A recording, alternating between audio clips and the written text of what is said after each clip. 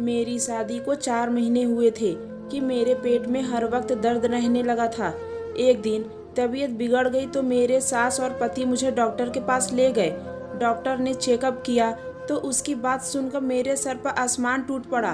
वो बोली, डिलीवरी का वक्त आ गया, मरीज को डिलीवरी वार्ड में ले चलो। मुझे लगा मेरा पति अभी मुझे तलाक दे देगा, मगर वो मेरा हाथ थामकर बोला, घबराओ नहीं, सब ठीक हो जाएगा।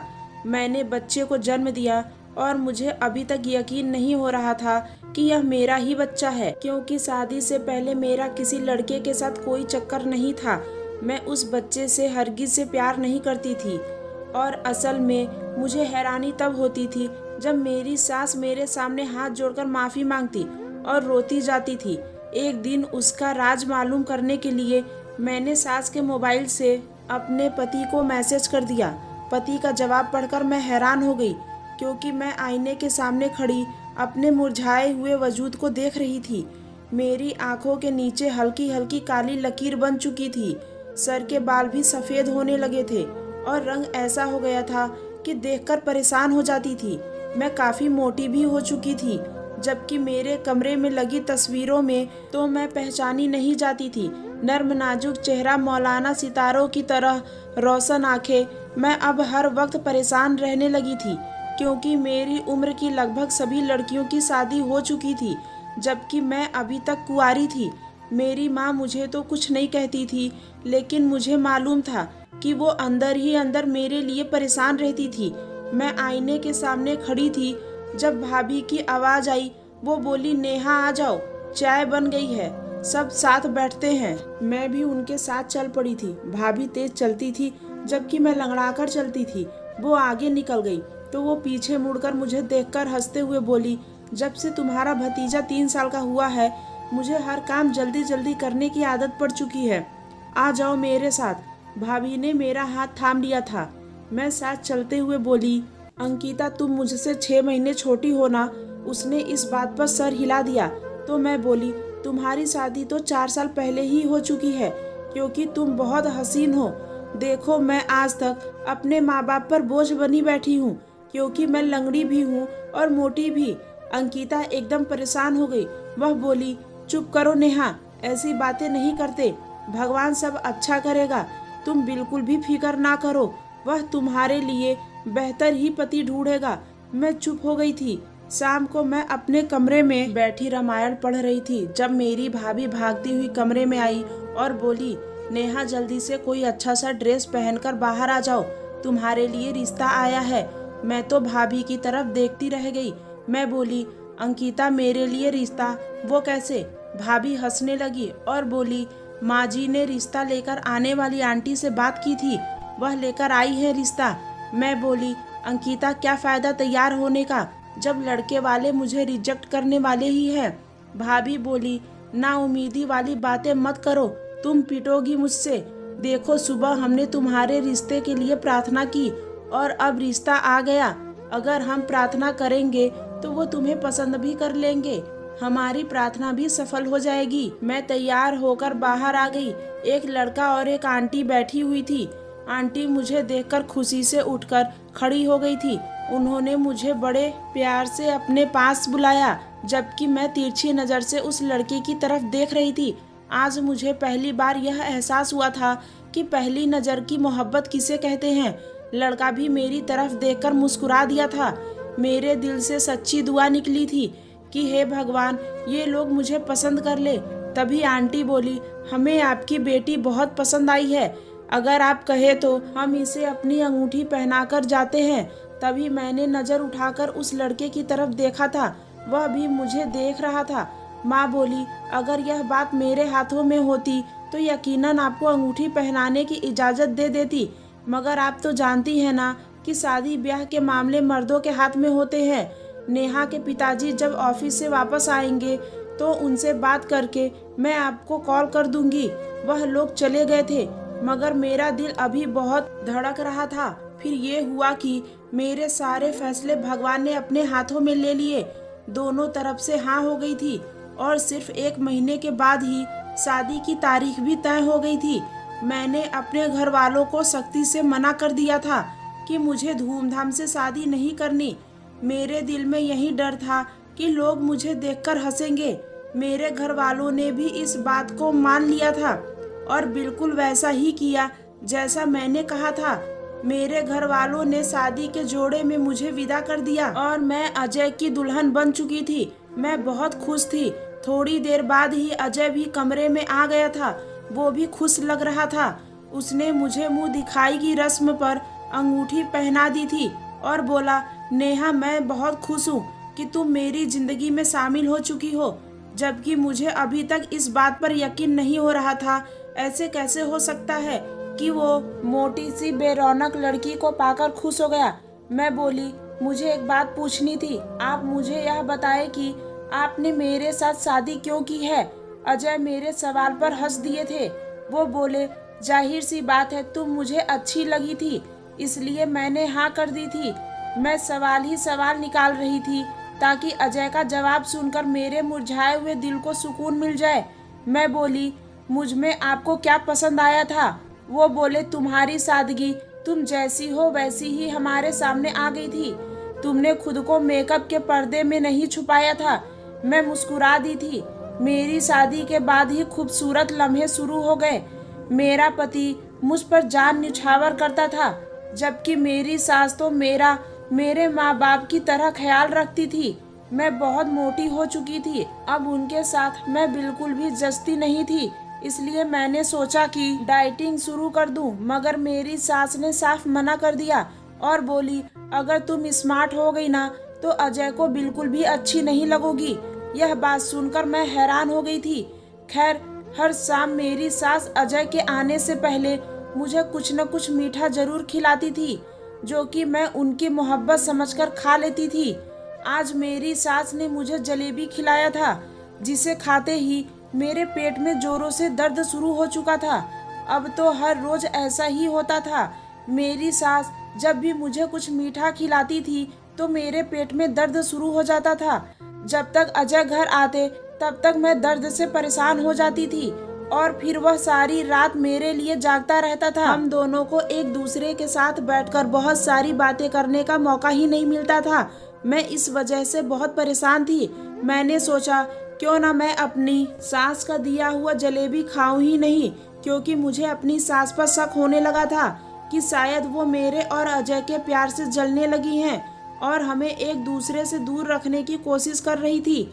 आज शाम जब मेरी सास मेरे लिए जलेबी बनाकर लाई थी तो मैं बोली, माँ जी, मैं अपने कमरे में जाकर खा लूंगी।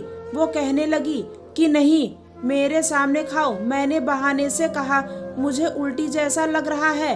वो बोली, जब मन ठीक हो जाएगा तब खा लेना, और मेरी सास मुस्कुरा दी थी। मैंने अपने कमरे में आकर उस जलेबी को खाने के बजाय छुपा दिया था।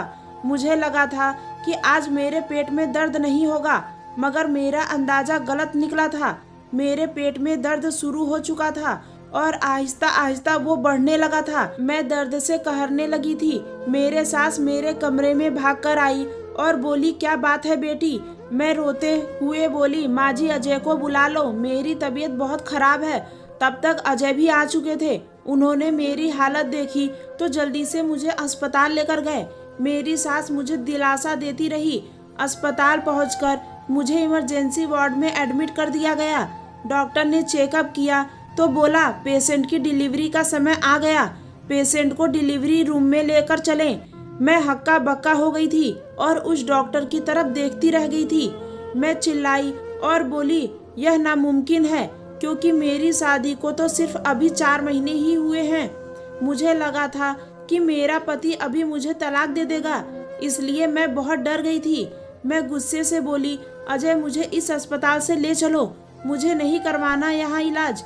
यह डॉक्टर पागल है, मुझ पर इल्जाम लगा रही है। लेकिन मेरा दर्द अब धीरे धीरे बढ़ता ही जा रहा था। मैं चीखने लगी थी।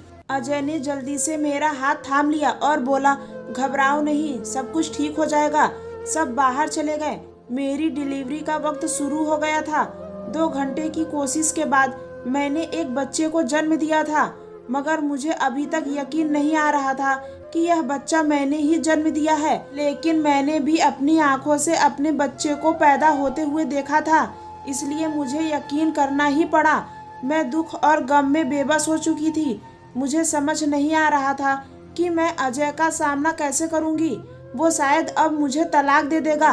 बिरादरी में मेरी कितनी बेइज्जती होगी। यही बातें सोच सोचकर मैं रोने लगी थी। थोड़ी देर हुई कि अजय और मेरी सास कमरे में आ चुके थे। वो दोनों थोड़े बहुत खुश लग रहे थे। मेरी सास ने मुझे मुबारकबाद दी और बच्चा मेरे सामने करके बोली, देखो बेटा हुआ है, हूबहू तुम पर गया है। मैंने मुंह फेर लिया था। मैं बोली, इसे मेरी आंखों के सामने से दूर ले जाएं। अजय बोला, क्या बात है नेहा, तुम्हें किस बात का शक हो रहा है? तुम इस छोटे से बच्चे के ऊपर जुल्म मत करो। हम घर आ गए थे तो मैंने अपनी सास और अजय को सख्ती से मना कर दिया था और वह मेरे घर वालों को इस बच्चे की पैदाइश के बारे में कुछ नहीं बताएंगे। मैं नहीं चाहती थी कि मेरे पिताजी को पता चले कि उनकी बेटी ने शादी के 4 महीने बाद ही उन्हें नाना बना दिया था। अजय भी मेरा बहुत ख्याल रखता था। उसकी जगह कोई और होता तो अब तक मुझे तलाक दे चुका होता। मेरी सास इस बच्चे को संभालती थी।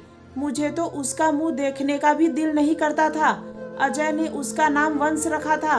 मैंने एक बात का गौर किया था कि जब से हमारे घर में वंश पैदा हुआ था, मेरा पति हर वक्त अपनी माँ के साथ लड़ता रहता था, जबकि उसने कभी भी अपनी माँ के साथ ऊंची आवाज में बात भी नहीं की थी। जब भी वंश रोता तो मेरी सास उसे मेरे पास ले आती थी और कहती, बेटी इसे चुप करवा दे, बच्चा माँ की खुशबू को तरस रहा है। मैं मुंह फेर लेती थी और फिर कहती, नहीं मैं नहीं ले सकती, मेरी तबीयत खराब है। तब मेरी सास रोने लगती और मेरे सामने हाथ जोड़कर कहती, बहू मुझे माफ कर दो। जब मैं वजह पूछती तो मुझे कुछ भी न कहती। मैं सचमुच बहुत हैरान थी कि आखिर में ये सब क्या हो रहा है। एक दिन मैं अपने कमरे में लेटी हुई थी। जब अजय ऑफिस से लौटे तो मेरी सास के बोलने की आवाज आने लगी थी। वो बहुत जोर जोर से बोल रही थी।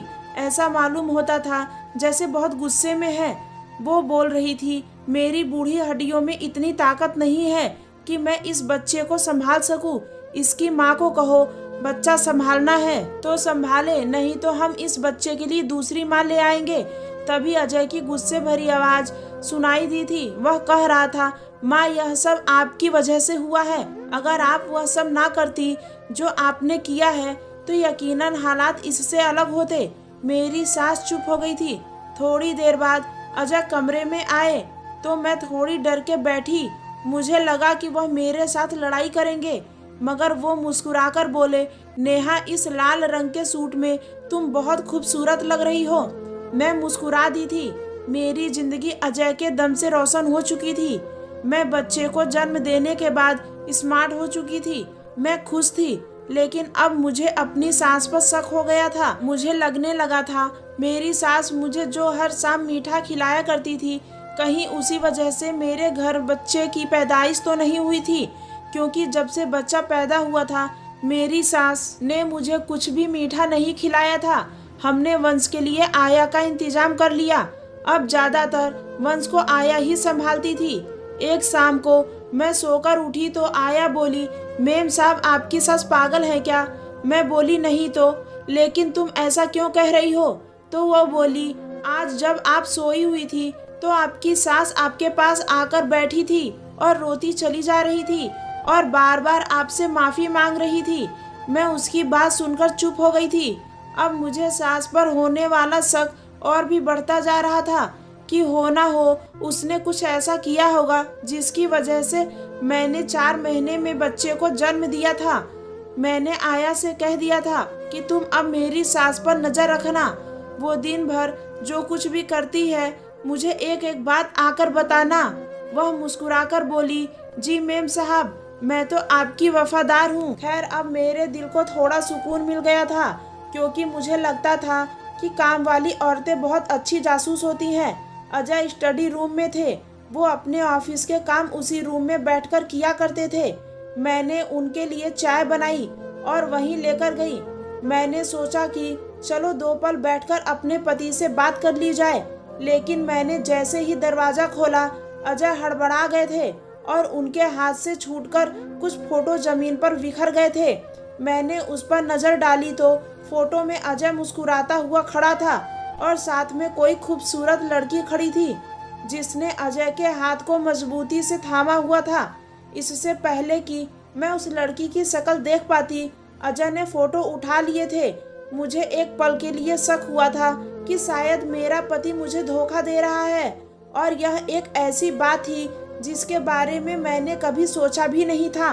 मुझ पर तो कयामत ही टूट पड़ी थी। अजय जल्दी से उठा और बोला, आओ नेहा, मेरे साथ बैठो। मगर मैं सर पकड़कर रह गई थी क्योंकि मेरा सर दर्द से फटा जा रहा था। इस सब ने मुझे अंदर से हिलाकर रख दिया था।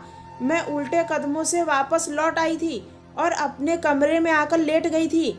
मैं बेहद परेशान थी और रोते रोते कब सो गई थी मुझे मालूम नहीं पड़ा था। मैंने नींद में भी बहुत बुरे सपने देखे। हर सपने में मैंने यही देखा कि अजय मुझसे दूर जा रहा था। मैं अजय की आवाज सुनकर ही उठी थी और हड़बड़ा कर बैठ गई।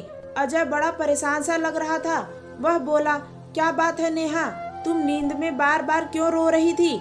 मैं वैसे ही परेशान थी, इसलिए कोई जवाब नहीं सूझ रहा था। मैं बोली, कुछ नहीं, बस बुरा सपना देख लिया था। अजय बोला, तुम मुंह हाथ धो लो, मैं तुम्हारे लिए खाना लेकर आता हूँ। और वह हमारे कमरे से बाहर चला गया तो मेरी नज़र पानी के जग पर पड़ी। उसमें पानी नहीं था, जबकि प्यास से मेरे गले में कांटे चुभ रहे थे। मैं भी जग उठाकर अजय के पीछे चल पड़ी थी, लेकिन मेरे कदम किचन से आती आवाज सुनने को रुके थे। माँ जी अजय के साथ कुछ बात कर रही थी, जिसके जवाब में अजय ने बोला, मुझे दुनिया वालों की कोई परवाह नहीं है। हाँ, मैंने दूसरी शादी की है माँ, मैं उससे दिलो जान से मोहब्बत करता हूँ। मैं उसके बगैर नहीं रह सकता। ये बातें तीर की तरह मेरे दिल में चुभ रही थी। क्या अजय ने दूसरी शादी की है? मेरी आंखों से आंसू बहते जा रहे थे। मैं फिर उल्टे पैर कमरे में वापस लौट आई थी। अजय जब वापस आया तो मुझे देखकर दंग रह गया। वह बोला, नेहा, जब मैं कमरे से गया था तब तुम संभल चुकी थी और फिर से तुम्हारा चेहरा मायूस लग रहा है। मुझे बताओ कि तुम किस बात की टेंशन ले रही हो? दिल तो कर रहा था कि मैं कह दूं कि अजय आपकी दूसरी शादी का दुख मुझे अंदर ही अंदर मार रहा है, मगर मैं चुप रही थी। मैंने अजय से नींद की गोली मांगी थी। मैं बोली, अजय, मैं जागती रही तो आज मेरा दिमाग फट जाएगा। अजय ने कुछ न कहे बिना मुझे गोली थमा दी थी। फिर मैं न जाने कितने घंटे सोती रही थी। सुबह जब मेरी आँख खुली तो अजय ऑफिस जा चुका था। मैं बाहर आ गई। अभी तक मेरा दिमाग फट रहा है। तभी मेरी नज़र मेरी सास के मोबाइल पर पड़ी थी। वो सोफे पर पड़ा हुआ था। मैंने मोबाइल उठाया और अजय की स्टडी रूम में आ गई। मैंने अजय के नंबर पर मैसेज किया, नेहा का क्या करना है? इस मैसेज को सेंड करने के बाद मेरे दिल की धड़कन बहुत तेज हो गई थी। मेरा दिल बहुत घबरा रहा था। मेरी आंखों के सामने अंधेरा छा गया था। इतनी देर में अजय की कॉल आ गई थी। फोन बजने लगा तो मेरे हाथ थर-थर कांपने लगे थे। मुझे कुछ समझ नहीं आ रहा था कि क्या करूं, मगर इतनी देर में फोन बंद हो गया था तो मैंने चैन की सांस ली। लेकिन एक बार फिर से मोबाइल बजने लगा था। जब दूसरी बार कॉल आई तो मैंने फोन उठा लिया था। फोन से अजय की गुस्से वाली आवाज बाहर आ रही थी, माँ, आप नेहा की जान छोड़ क्यों नहीं देती? उसने क्या बिगाड़ा है आपका? अपनी पसंद की शादी की थी आपके बेटे ने। जो भी सजा देनी है मुझे दो, नेहा को नहीं। आपको याद है ना, 1 साल पहले मैंने नेहा से मोहब्बत करके शादी की थी, जबकि आप चाहती थी कि मैं आपकी सहेली की बेटी से शादी कर लूं। लेकिन मैं राजी नहीं हुआ और आप भी अपने जिद पर अड़ी हुई थी। मजबूरन मुझे नेहा के साथ कोर्ट मैरिज करनी पड़ी थी। जब मैं दुल्हन बनाकर उसे घर ले आया तो आपने हर तरह से हमें अलग करने की कोशिश की। हम दोनों के बीच गलत फहमियाँ पैदा की, और जब इन सब से भी आप हमें अलग न कर पाई तो आपने नेहा का एक्सीडेंट करवा दिया ताकि वो मर जाए। लेकिन माँ, मैं सोचता हूँ कि आपका दिल इतना पत्थर दिल कैसे बन गया था? किसी जिंदा इंसान की जान लेने के लिए तो बहुत ज़्यादा हौसला चाहिए होता है। नेहा उस हादसे में बुरी तरह से जख्मी हुई थी। यहाँ तक कि डॉक्टर्स भी हैरान थे कि पेशेंट बच कैसे गई, मगर वो कोमा में चली गई थी माँ। और जब आपको मालूम पड़ा था कि नेहा माँ बनने वाली है, तब पहली बार आपको अपनी गलती का एहसास हुआ था। तब आपने मुझे सारा सच बता दिया था। आपको याद है ना मैंने कई महीनों तक आपसे बात नहीं की थी। नेहा बच्चे की वजह से जल्दी ठीक हो गई थी। वह कोमा से बाहर आ गई, लेकिन उसकी याददाश्त चली गई थी। वह यही समझती थी कि मेरी अभी तक शादी नहीं हुई है, इसलिए उसके माँ बाप उसे अपने साथ ले गए थे।